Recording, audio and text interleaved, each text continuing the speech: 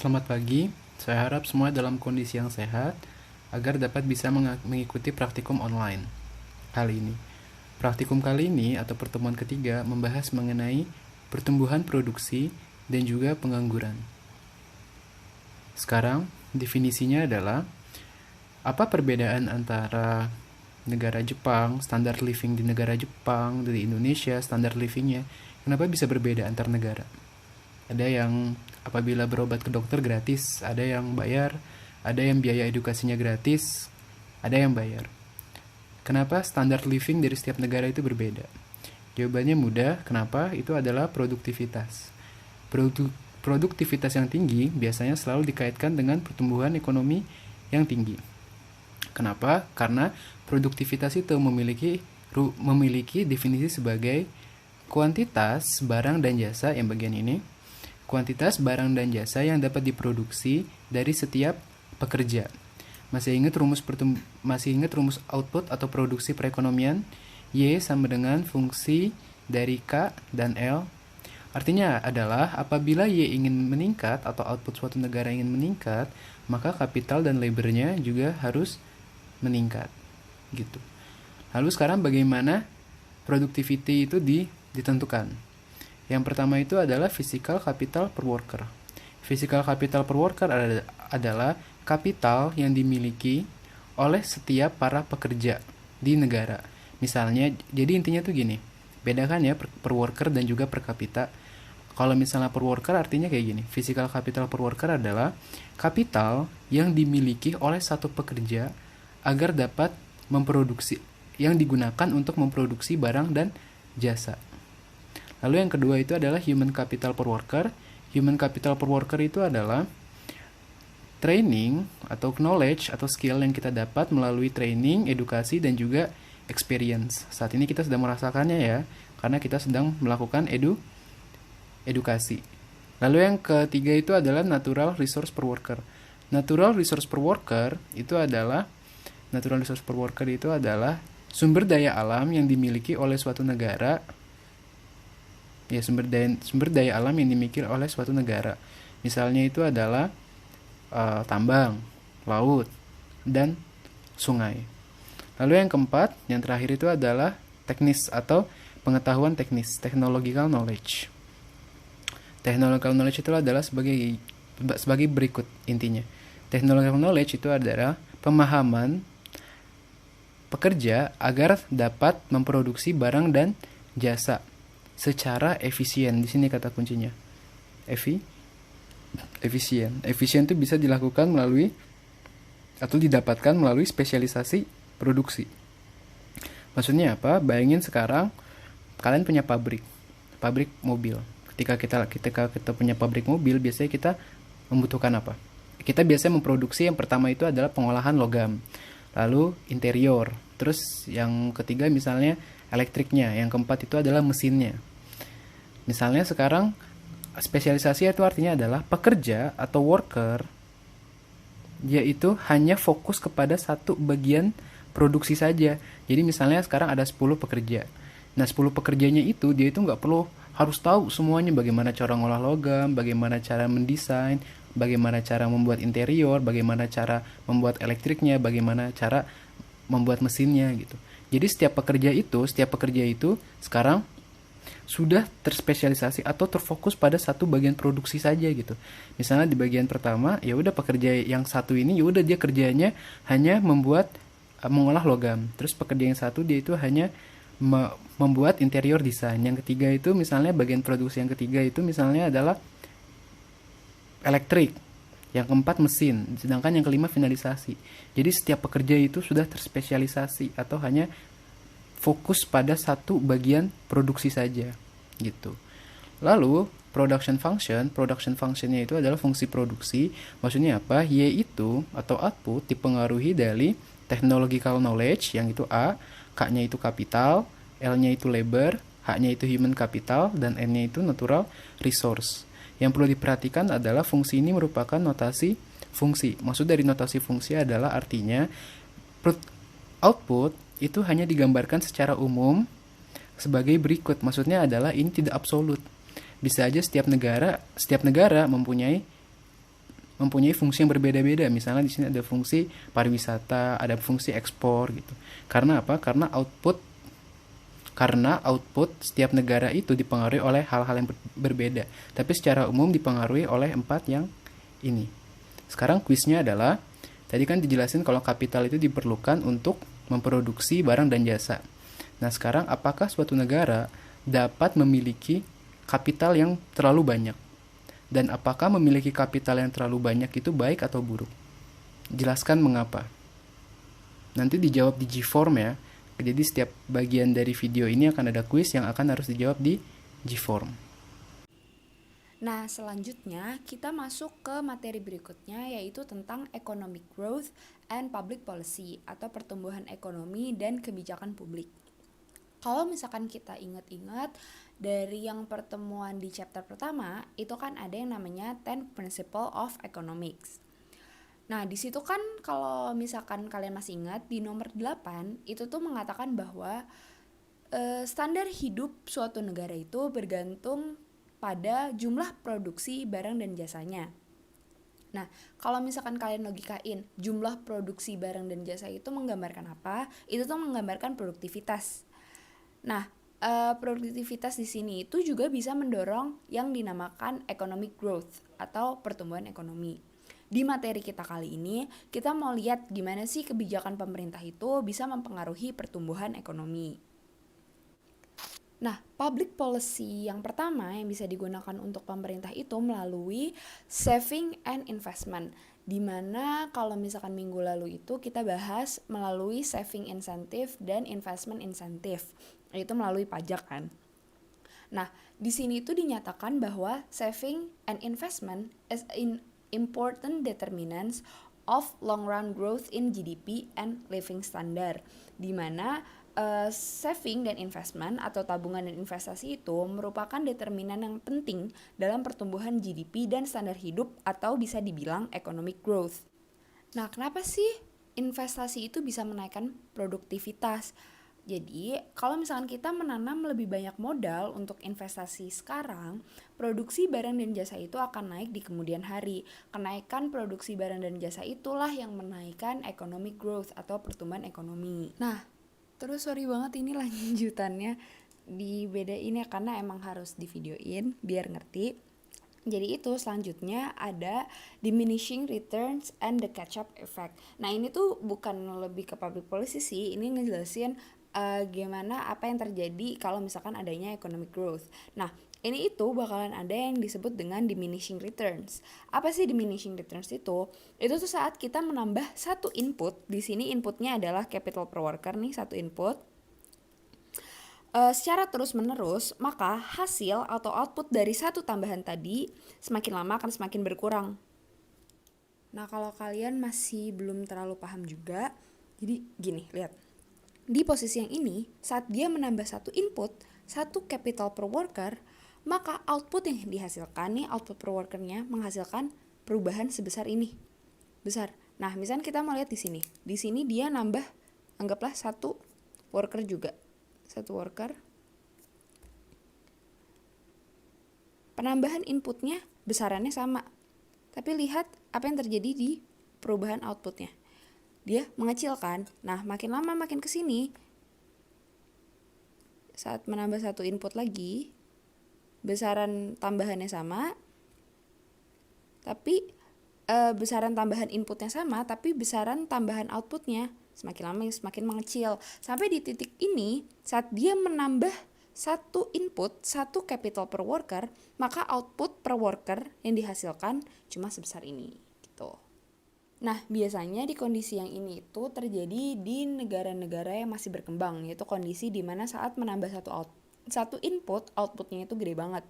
Jadi pertumbuhannya itu bisa gede. Makanya itu terjadinya di negara yang masih bertumbuh gitu, negara berkembang.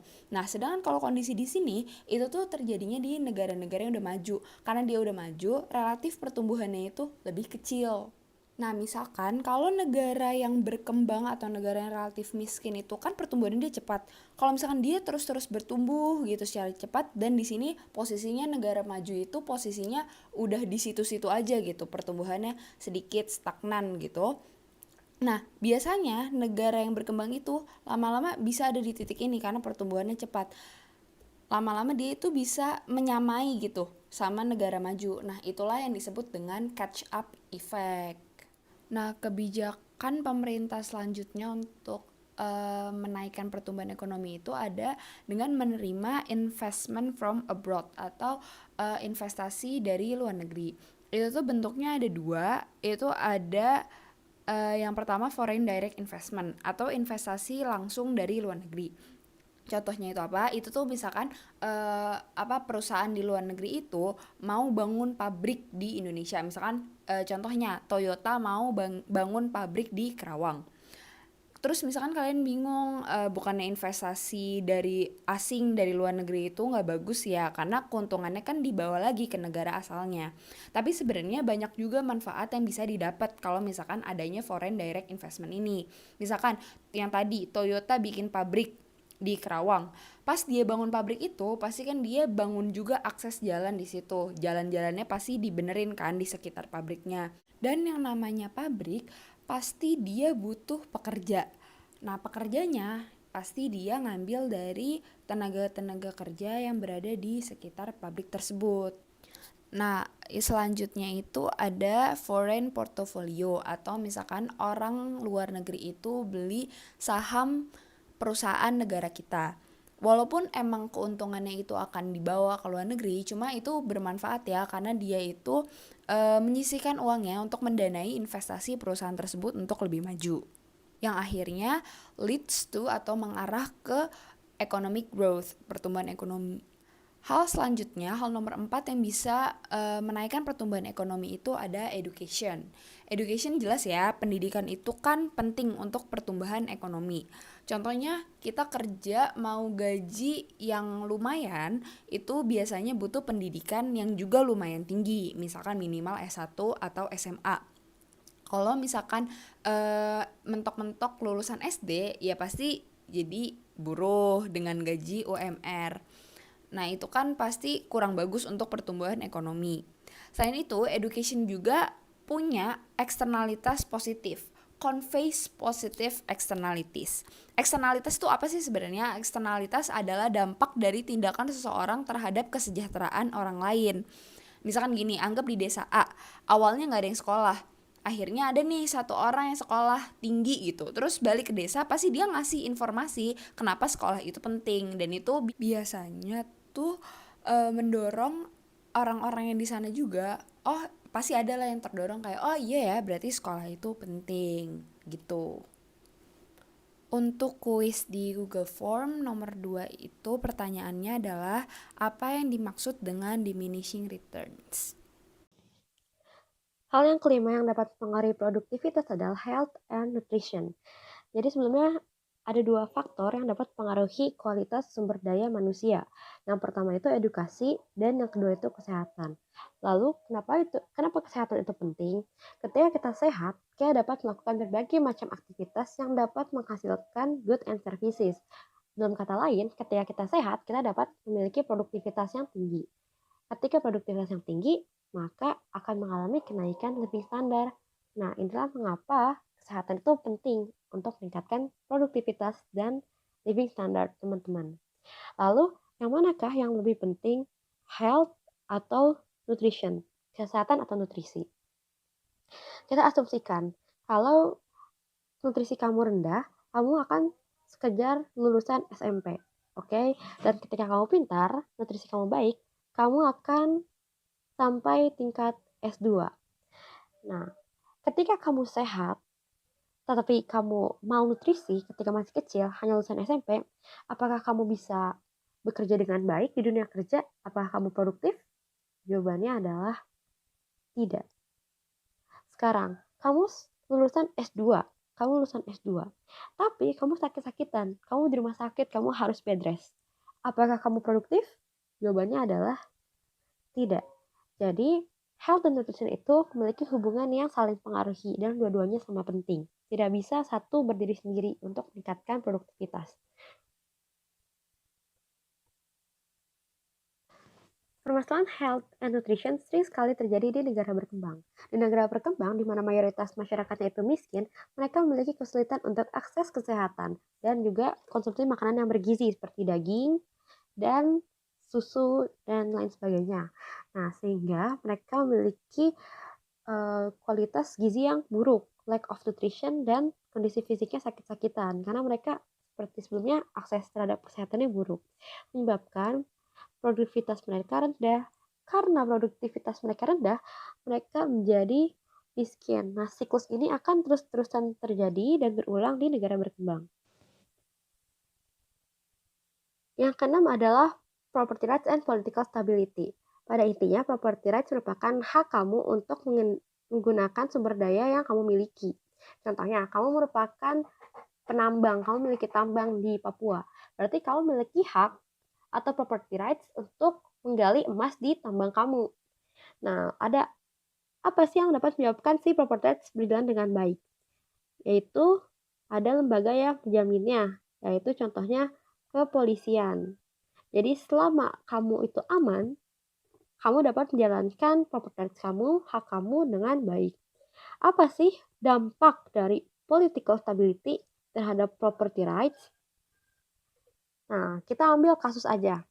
Contoh, terjadi kerusuhan di pemerintahan. Jadi ada pemerintahan yang ekonominya sih stabil, tapi pemerintahan itu otoriter. Nah, terjadilah demonstrasi di mana menyebabkan politik mulai tidak stabil.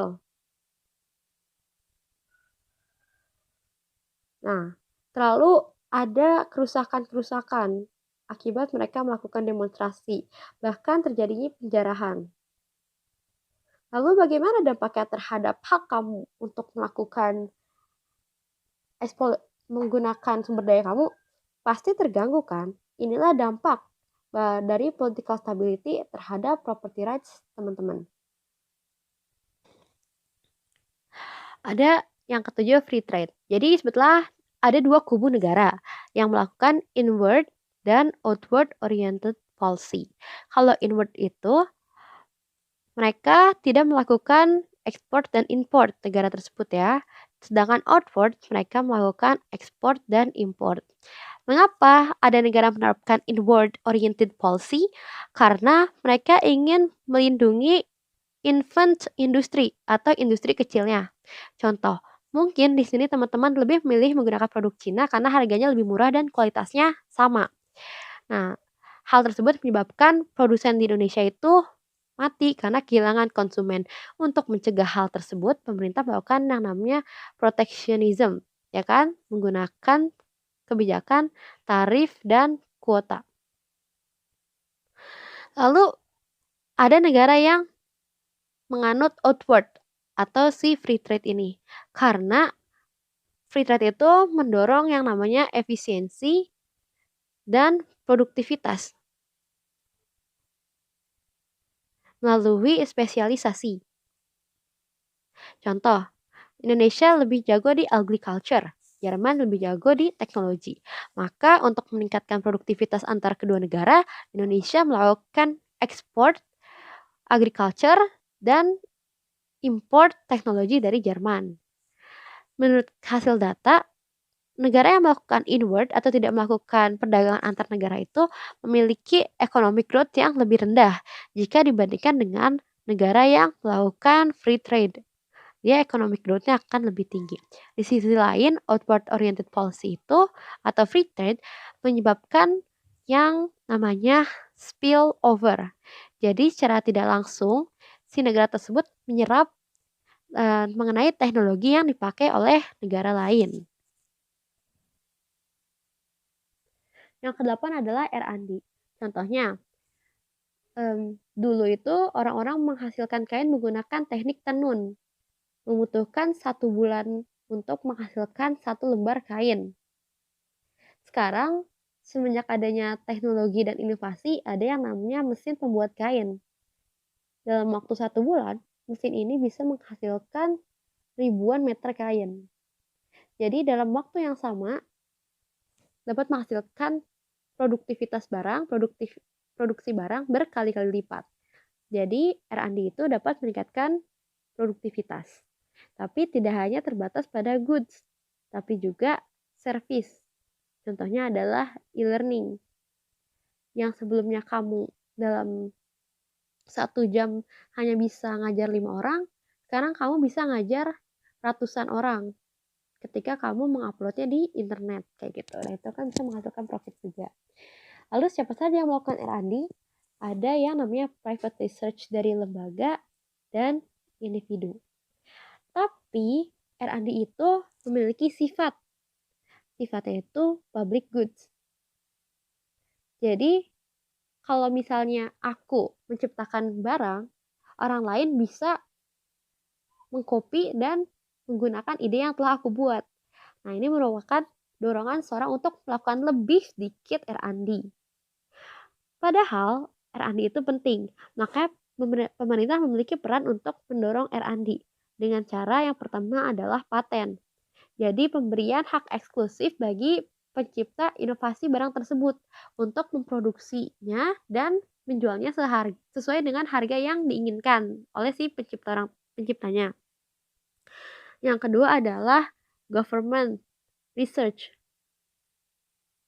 Jadi pemerintah sendirilah yang membuat lembaga khusus untuk R&D. Yang ke-9 ini paling gampang untuk dinalari. Yang pertama, semakin tinggi populasi, berarti semakin banyak orang yang produktif. Semakin banyak orang yang dapat menghasilkan goods and services, sehingga menyebabkan standard of living negara tersebut mengalami peningkatan. Bagi teman-teman yang pengen menggali lebih dalam mengenai population growth, bisa melihat contohnya di Menkeu edisi ke-8.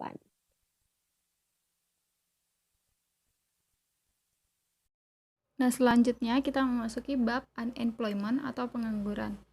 Nah, pengangguran adalah orang-orang yang tidak bekerja, tetapi dia itu bersedia untuk bekerja dan sudah mencoba untuk menemukan pekerjaan selama kurang lebih 4 minggu. Nah, ini ada peta konsep yang menunjukkan bagaimana penduduk itu dikategorikan dalam pasar tenaga kerja. Nah, pertama, penduduk itu dikategorikan menjadi dua, yaitu tenaga kerja dan bukan tenaga kerja. Tenaga kerja adalah penduduk yang sudah dianggap mampu untuk bekerja dan menghasilkan barang dan jasa. Biasanya dimulai dari umur dianggap tenaga kerja itu dari umur 15 sampai 64 tahun. Ini tuh disebut usia produktif. Nah, sedangkan bukan tenaga kerja adalah penduduk yang dianggap belum mampu untuk bekerja dan belum mampu menghasilkan barang dan jasa. Dan biasanya itu dari umur kurang dari 15 tahun kayak gitu. Nah, kembali lagi tenaga kerja. Tenaga kerja ini dibagi menjadi dua, angkatan kerja dan bukan angkatan kerja. Angkatan kerja adalah penduduk yang sudah memasuki usia produktif yang terdiri dari orang-orang yang sudah bekerja dan orang-orang yang belum bekerja tetapi secara aktif mencari pekerjaan. Sedangkan bukan angkatan kerja ini adalah penduduk yang sudah memasuki usia produktif tetapi dia memilih untuk tidak bekerja atau tidak sedang mencari pekerjaan, kayak gitu. Contohnya itu kayak kita mahasiswa, ibu rumah tangga, dan pensiunan. Nah, ada nih yang namanya discouraged worker. Ini tuh adalah ini tuh kayak misalnya ada individu di mana dia ingin sekali bekerja, tetapi di tengah jalan itu dia menyerah untuk mencari pekerjaan karena dia selalu gagal. Nah, discouraged worker ini tidak dimasukkan dalam perhitungan unemployment kayak gitu. Nah, selanjutnya ini ada rumus-rumus penting dalam unemployment yang perlu kita ketahui. Yang pertama itu labor force atau angkatan kerja. Dari peta konsep tadi kita tahu labor force itu adalah orang-orang yang bekerja ditambah orang-orang yang tidak bekerja. Nah, yang kedua itu ada tingkat pengangguran. Tingkat pengangguran adalah orang-orang yang menganggur dibagi angkatan kerja dikali 100%. Ini tuh untuk melihat persentase angkatan kerja yang masih menganggur kayak gitu. Nah, yang ketiga adalah labor force participation rate. Ini itu untuk menunjukkan persentase total populasi orang dewasa yang berada di angkatan kerja dikali total populasi orang dewasa yang berada di angkatan kerja. Rumusnya kayak gini. Nah, selanjutnya ini ada natural rate of unemployment atau NAIRU. Pengertiannya sendiri itu adalah tingkat pengangguran normal di mana tingkat pengangguran itu berfluktuasi. Maksudnya adalah ini tuh adalah tingkat pengangguran di mana tingkat penganggurannya itu di mana dia itu masih diterima atau biasa terjadi di suatu perekonomian kayak gitu. Jadi dia itu masih dalam persentase atau tingkat yang wajar. Nah, tingkat pengangguran alami ini terjadi itu ketika ekonomi itu berada dalam kondisi full employment yang stabil. Maksud full employment yang stabil ini bukan berarti pengangguran itu nggak ada, bukan berarti pengangguran itu nol. Pengangguran tetap ada, tapi dia itu masih pada tingkat yang masih dimaklumi oleh suatu perekonomian kayak gitu. Misalnya contohnya Indonesia itu tingkat pengangguran itu masih 5%. Itu masih dianggap wajar bagi pemerintah kayak gitu. Selanjutnya ada jenis-jenis pengangguran. Ada empat jenis pengangguran yang penting kita ketahui. Nah, yang pertama itu adalah frictional unemployment. Ini itu adalah pengangguran yang terjadi karena si pekerja membutuhkan waktu untuk mencari pekerjaan yang cocok untuk dia. Contohnya itu misalnya seorang karyawan itu keluar atau resign dari perusahaan lamanya karena ingin mendapatkan pekerjaan yang lebih baik kayak gitu, atau mahasiswa yang baru aja lulus yang sedang mencari pekerjaan. Nah, perubahan status dia dari mahasiswa menjadi pekerja itu tuh merupakan periode pengangguran kayak gitu. Biasanya pengangguran friksional ini bersifat jangka pendek, dia hanya sebentar menganggurnya kayak gitu. Nah, yang kedua adalah structural unemployment. Ini tuh terjadi karena perubahan struktur ekonomi. Perubahan struktur ekonomi ini menciptakan atau menyebabkan ketidakcocokan antara keterampilan yang dimiliki si pekerja dengan keterampilan yang dibutuhkan si perusahaan. Contohnya itu misalnya suatu perekonomian itu beralih nih dari sektor pertanian menjadi sektor industri. Nah, si perusahaan itu menuntut si pekerja untuk memiliki keahlian di bidang industri, padahal selama ini dia biasa bekerja di sektor pertanian. Nah, karena kriteria yang diinginkan si perusahaan nggak terpenuhi, maka terjadi pengangguran kayak gitu. Nah, si pengangguran struktural ini juga biasanya bisa terjadi karena resesi yang panjang.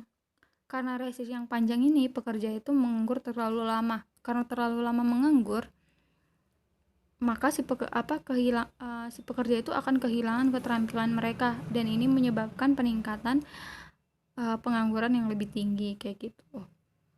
Yang ketiga ada cyclical unemployment. Ini tuh terjadi karena menurunnya kegiatan perekonomian. Karena menurunnya kegiatan perekonomian, maka menyebabkan daya beli masyarakat juga menurun kan. Nah, daya beli masyarakat itu menurun, menyebabkan permintaan barang dan jasa itu juga menurun. Nah, perusahaan dalam menanggapi permintaan barang dan jasa yang tadi itu menurun, dia itu bakal mengurangi produksi barang dan jasanya. Nah, kalau dia mengurangi produksi barang dan jasanya, profit yang didapatkan si perusahaan bakal tidak sebesar profit yang sebelumnya semula atau dari yang awal kayak gitu. Tapi biaya perusahaan itu, biaya produksinya tetap. Nah, si perusahaan untuk mengatasi itu dia akan mengurangi atau memberhentikan karyawannya kayak gitu, makanya terjadi pengangguran. Yang keempat, ada seasonal unemployment. Ini tuh terjadi karena adanya perubahan musim di suatu daerah atau di suatu negara kayak gitu. Misalnya ini contohnya ya kayak petani, dia itu hanya bekerja pada saat musim tanam dan musim panen, atau misalnya penjual jas hujan, dia itu hanya berjualan ketika musim hujan kayak gitu. Nah, saya punya pertanyaan yang bakal kalian jawab di Gform. Pertanyaannya adalah apakah ibu rumah tangga yang berjualan di rumah itu termasuk angkatan kerja atau tidak? Oke, terima kasih. Oke, selanjutnya kita akan membahas terkait minimum wage law dan unions and collective bargaining. Pertama-tama kita akan membahas terkait minimum wage law. Apa yang dimaksud dengan upah minimum? Upah minimum adalah pemberian upah terendah yang bisa diberikan oleh para pemberi kerja kepada para pekerjanya. Nah, ini tuh diatur di dalam pemerintahan. Adanya pemberian upah minimum ini diberikan kepada tiap para pekerja karena supaya para pekerja itu bisa mendapatkan standar gaji yang sesuai dengan standar kehidupan di daerah masing-masing. Maka dari itu juga kenapa tiap daerah itu memiliki upah minimum yang berbeda-beda sesuai dengan standar hidupnya di sana. Nah, selanjutnya minimum wage atau adanya pemberian upah minimum ini menjadi penting untuk orang-orang yang memiliki skill yang masih rendah dan juga untuk orang-orang yang masih memiliki experience atau pengalaman yang masih minim, supaya mereka bisa mendapatkan gaji tetap sesuai dengan standar kehidupan mereka bekerja di suatu daerah. Seperti itu, seperti contohnya kepada fresh graduate, teenagers, remaja yang sudah memutuskan untuk bekerja. Oke, lanjut. Ada suatu hukum nih dalam minimum wage yang menyatakan bahwa ketika pemberian upah atau wage itu lebih tinggi dibandingkan dari level equilibriumnya, level balance ya antara supply dan demand, maka itu akan menaikkan kuantitas dari labor supply dan menurunkan kuantitas dari labor demand-nya dibandingkan dari equilibrium levelnya. Nah, karena adanya kenaikan kuantitas dari labor supply yang tidak diimbangi dengan kuantitas dari labor demand, maka terjadinya surplus labor. Nah, surplus labor ini menyebabkan adanya nantinya unemployment atau pengangguran. Oke, untuk pembahasan lebih lengkapnya akan kita bahas melalui kurva di bawah ini. Kurva ini menjelaskan bagaimana terjadinya pengangguran dari pengenaan upah di atas lagi level equilibriumnya. Ini untuk wage-nya atau upah, terus ini untuk kurva quantitative labor-nya. Ini adalah kurva labor supply dan ini kurva labor demand. Untuk ini merupakan titik dari wage equilibrium dan juga labor equilibriumnya. Setelahnya, adanya peraturan dari minimum wage yang dikenakan lebih tinggi dari wage equilibriumnya, misalkan di titik ini, sehingga menimbulkan labor supply yang bergerak ke titik ini dan labor demand yang bergerak ke titik ini. Nah, di sini labor supply-nya itu rise dan labor demand-nya itu reduce atau menurun. Adanya gap di sini itu menyebabkan adanya unemployment yang sebelumnya itu terjadinya surplus of labor yang tidak diimbangi oleh labor demand-nya, maka adanya gap dan membuat terjadinya unemployment ini atau pengangguran. Nah, untuk labor demand-nya sekarang dari titik equilibrium menurun menjadi ke titik ini dan labor supply-nya jadinya naik dari labor equilibrium-nya ke titik ini.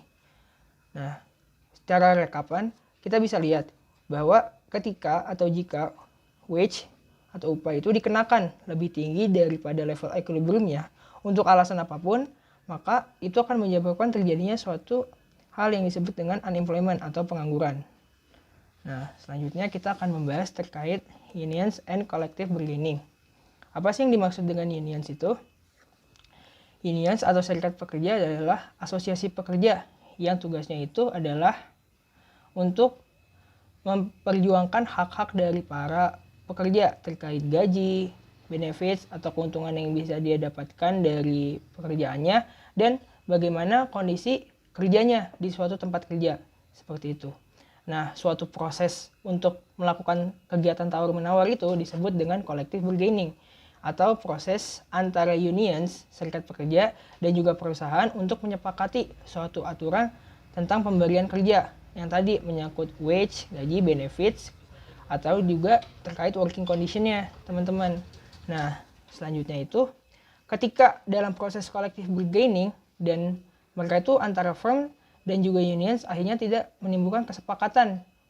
Akhirnya bisa jadi kalau misalkan si unions itu melakukan yang apa yang disebut dengan strike, di mana mereka secara terorganisir itu melakukan penarikan tenaga kerja dari suatu perusahaan supaya para pekerjanya itu biasa disebut dengan apa ya, kalau misalkan istilahnya itu misalkan walk out lah gitu dari suatu perusahaan, yang akhirnya para perusahaan itu kehilangan tenaga kerjanya akibat adanya strike ini. Nah, ketika seperti tadi ya, ketika union itu atau serikat pekerja menaikkan gajinya, meminta kenaikan gaji di atas dari equilibrium levelnya, itu membuat adanya kenaikan labor supply kuantitasnya dan menurunkan kuantitas dari labor demand-nya, yang menyebabkan seperti tadi, yaitu adanya unemployment atau pengangguran. Kenaikan dari labor supply itu mampu untuk melakukan penurunan atau mereduce upah di industri-industri lainnya yang tidak memiliki serikat pekerja. Atau dengan kata lain, para pekerja yang itu berkumpul di suatu serikat pekerja bisa mendapatkan benefit atau meraup benefit dari kegiatan collective bargaining. Sementara untuk para pekerja yang tidak terafiliasi dari serikat pekerja, itu tuh menanggung beban dari adanya keinginan dari serikat pekerja tersebut. Contohnya misalkan dia itu menjadi pengangguran karena tadi adanya kenaikan gaji, itu tuh menyebabkan terjadinya inefisiensi kan, karena labor demand-nya itu menjadi turun tapi labor supply-nya itu menjadi naik. Nah, bisa jadi untuk orang-orang yang terafiliasi di unions, dia itu bisa tetap mempertahankan pekerjaannya.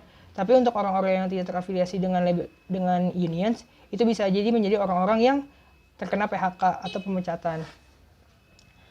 Nah, selanjutnya, apakah jadi adanya dari serikat pekerja itu menjadi baik atau buruk untuk perekonomian?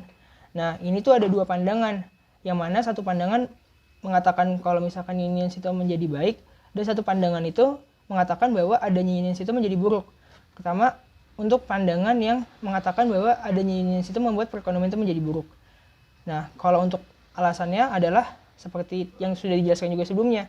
Jadi ketika unions itu meminta kenaikan gaji yang di atas dari level equilibrium di dalam competitive market, mereka itu menyebabkan penurunan di dalam kuantitas labor demand-nya, yang menyebabkan sebagian para pekerja itu menjadi pengangguran karena ter-PHK, dan adanya penurunan upah juga di sektor ekonomi yang lain atau di rest of the economy. Nah, ini menimbulkan terjadinya inefisiensi. Inefisiensi itu adanya sumber daya yang tidak terpakai di sini karena tadi adanya kenaikan gaji menyebabkan terjadinya surplus labor, namun tidak diimbangi dengan kenaikan labor demand-nya sehingga mengakibatkan gap, dan gap itu menyebabkan adanya unemployment. Dan itu menyebabkan terjadinya inefisiensi tenaga kerja. Dan adanya inequitable atau ketidakadilan. Ketidakadilannya adalah yang juga sudah dijelaskan sebelumnya, yaitu mungkin para pekerja yang terafiliasi di serikat pekerja mendapatkan kenaikan gaji dan mereka menjadi better off atau lebih baik. Tapi untuk orang-orang yang tidak terafiliasi dari serikat pekerja itu bisa jadi dia malah menjadi worse off atau menjadi lebih buruk, karena bisa jadi dia menjadi calon-calon orang yang terkena PHK dari adanya kenaikan gaji itu. Seperti itu. Nah, itu untuk para ekonom yang berpendapat bahwa adanya unions itu menjadi buruk bagi perekonomian. Tapi ada juga nih pandangan lain yang bilang kalau misalkan unions itu menjadi baik untuk perekonomian. Karena kenapa? Karena ketika adanya absen dari union atau ketidakhadiran dari suatu serikat pekerja, perusahaan itu bisa secara sewenang-wenang menggunakan market powers-nya untuk menetapkan gaji yang serendah-rendahnya kepada para pekerja dengan kondisi pekerjaan juga tidak baik.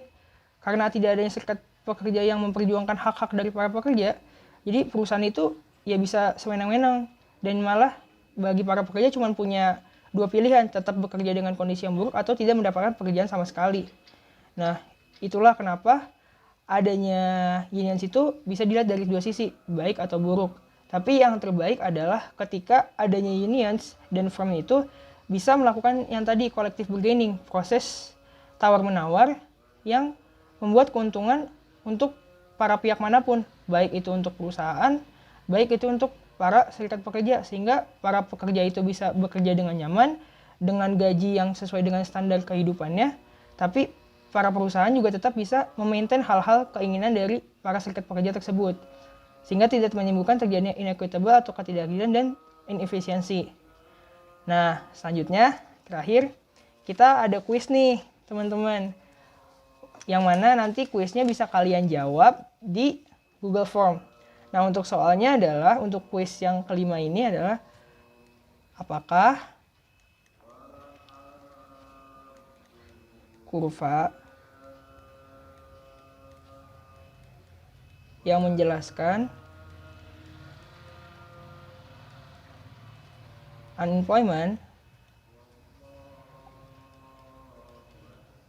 atau pengangguran yang tadi ya, dari pemberian upah lebih tinggi dari equilibrium levelnya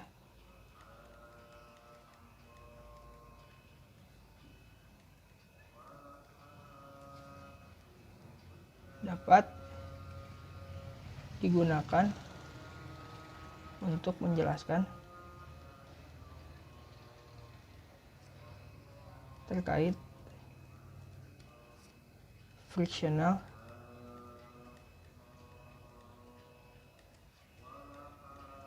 unemployment.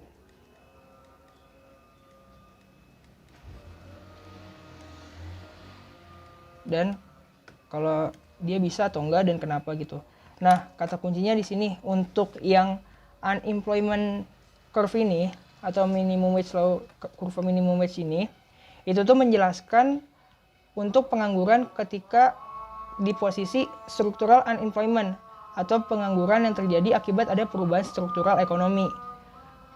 Misalkan dari tadinya perekonomian itu berada pada sektor primer tapi pindah ke sektor yang lebih baik atau yang lebih maju karena adanya teknologi yang lebih maju atau ilmu pengetahuan yang semakin berkembang. Seperti itu. Nah, untuk kurva ini apakah bisa digunakan untuk menjelaskan terkait unemployment di kondisi yang frictional atau pengangguran yang terjadi karena adanya para pekerja menunggu pekerjaan yang sesuai dengan skill-nya ataupun dengan kesukaannya gitu. Jadi mereka tuh seperti picky atau pilih-pilih dalam mencari pekerjaan. Nah, untuk pengangguran yang seperti itu atau yang disebut dengan frictional unemployment, apakah bisa dijelaskan dengan kurva unemployment from wage above the equilibrium level ini atau kurva ini, teman-teman? Nah, nanti kalian bisa jawab kuis 5-nya dengan menceritakan bisa atau enggak. Kalau bisa kenapa, kalau enggak juga kenapa. Oke? Terima kasih. Jadi pada pembahasan sebelumnya kita telah membahas apa sih yang bisa menyebabkan pengangguran. Yang sebelumnya dibahas itu adalah tentang adanya UMR dan serikat pekerja. Nah, alasan ketiga yang dapat membuat adanya pengangguran atau kenapa sih wage itu berada di atas equilibrium levelnya adalah the theory of efficiency wage. Nah, apa sih efficiency wage itu? Jadi, efficiency wage itu adalah wage above equilibrium paid by firm to increase worker productivity. Jadi ini maksudnya gimana? Jadi firm ini dia secara voluntary. Jadi dia secara sengaja membayar workernya di atas equilibrium levelnya untuk apa? Untuk increase worker productivity-nya. Nah, dari mana sih idea of efficiency wage ini berasal? Jadi, awalnya dengan adanya kenaikan atau dengan adanya upah di atas equilibrium level, lebih tinggi daripada equilibrium level, firm ini berpikir bahwa it may be profitable, itu bisa memberikan keuntungan. Nah, dari mana sih keuntungannya? Jadi, wage ini selain dia menentukan quantity of labor yang ada di dalam satu perusahaan, wage juga menginfluence, dia mendorong the quality of labor.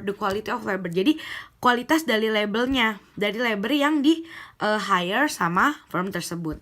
Nah, quality of labor ini mendukung labor productivity-nya. Nah, ketika labor quality-nya bagus, labor productivity-nya may be so much higher, dan itu akan more profitable untuk firms-nya kayak gitu. Jadi awal mulanya itu firm ini berpikir bahwa dengan efisiensi wage, dengan wage yang berada di atas equilibrium levelnya itu bisa more profitable. Dari mana? Dengan menginfluence labornya, dengan menginfluence the quality of labor, paham? Nah, sekarang emang apa sih Kak ngaruhnya sama unemployment? Jadi ngaruhnya gini, however anytime a firm pay wage above the equilibrium level, a lot of people applying for a job even as the firm wants to hire less labor. Ini sama aja kayak pembahasan sebelumnya. Kalau misalnya di sini adalah quantity of labornya, misalnya di sini adalah wage-nya, dan kita punya equilibriumnya. Terus ini kan equilibriumnya. Kalau misalnya pay higher, dia pasti ada excess supply kan supply ini demand. Nah ini kan unemployment-nya gitu kan. Nah sama aja kalau misalnya a firm pay wage above the equilibrium level, lihat deh di atas equilibrium levelnya kan orang-orang jadi pada mau mendaftar ya kan.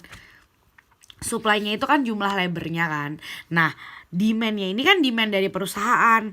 Nah a lot of people applying for job, banyak ya kan, even as the firm wants to hire less labor gitu. Padahal misalnya si firm itu hanya membutuhkan segini gitu dengan wage yang ditetapkannya lebih tinggi. Nah di sini kan jadi membentuk unemployment. Itu kenapa the theory of efficiency wage ini membuat adanya unemployment kayak gitu.